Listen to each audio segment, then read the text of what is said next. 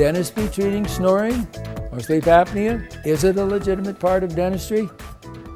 I thought in the past that this was something beyond what a dentist would normally do. However, in the last couple of decades, this has become quite involved, putting dentists and physicians together. It's one of the few times when we're forced to work together.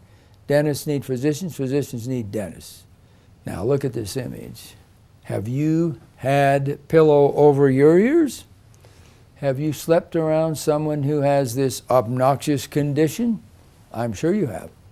However, it's quite simple in most cases to reduce or even eliminate snoring, but what about sleep apnea? If I eliminate snoring, can I make sleep apnea worse and threaten this guy's life? The answer is yes.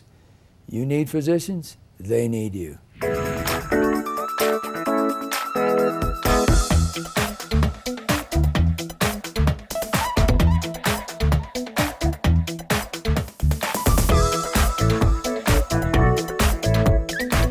For continuing information from us, please go to our website, pccdental.com. There are constantly changing informational and educational pieces there that we would love to have you see.